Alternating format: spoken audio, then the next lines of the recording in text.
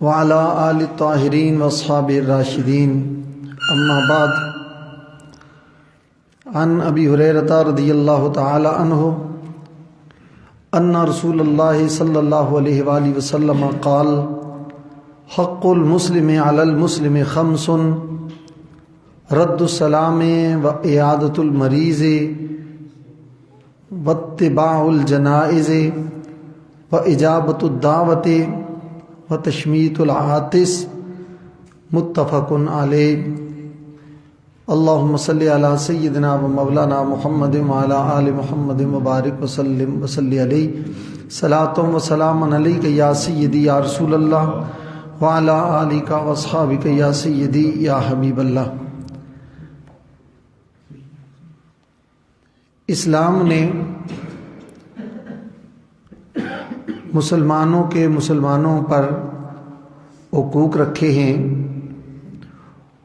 امت مسلمہ ایک جسد واحد کی طرح ہے اور اسلام کا رشتہ یہ مضبوط اور قوی رشتہ ہے۔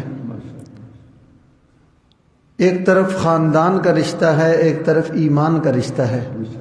جو ایمان کا رشتہ ہے وہ بسا اوقات خاندان کے رشتوں پر بھی زیادہ فوقیت رکھتا ہے، بلکہ ایمان کا رشتہ ایسا ہے جو قبر و حشر میں بھی بندے کے کام آتا ہے۔ مسلمان دنیا کے کسی کونے میں بستے ہوں، کسی خطے میں رہتے ہوں، کسی قریہ و بستی میں ہوں، اور دوسرا مسلمان دنیا کے دوسرے کونے میں ہو، مگر اسلام اور ایمان کے رشتے سے وہ آپس میں بھائی بھائی ہیں۔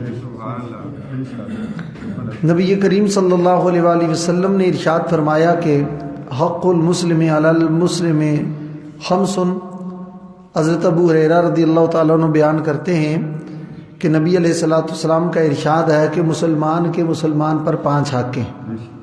اس روایت میں 5 حق کا ذکر کیا ہے کہ 5 حقوق کا یہاں تذکرہ ہوا، دیگر روایات میں 6 بھی آتے ہیں، کسی میں اس کے علاوہ بھی آتے ہیں، مگر اس روایت میں جو بخاری شریف کے لفظ ہیں فرمایا 5 حق ہیں جو اللہ نے ایک مسلمان کو دوسرے مسلمان پر عطا فرمائے ہیں۔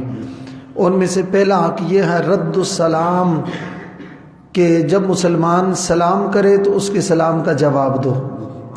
بے شک تم اسے جانتے ہو یا نہیں جانتے، وہ سلام کرتا ہے تو تم اس کے سلام کا جواب دو۔ کتنا اچھا طریقہ اسلام نے رائج فرمایا ہے کہ جس کو آپ ملتے ہیں تو سب سے پہلے کہتے ہیں السلام علیکم، کہ تم پر اللہ کی طرف سے سلامتی ہو۔ یعنی گویا مسلمان کا آپس میں ملنے کا جو طریقہ ہے وہ شروع ہی دعا سے ہو رہا ہے۔ یعنی مسلمان دوسرے مسلمان کے لیے دعا کرتا ہے السلام علیکم، تجھ پر سلامتی، اور وہ بھی کہتا وعلیکم السلام ورحمۃ اللہ وبرکاتہ، تجھ پر اللہ تعالیٰ کی طرف سے سلامتی بھی ہو، رحمتیں بھی ہوں، برکتیں بھی ہوں۔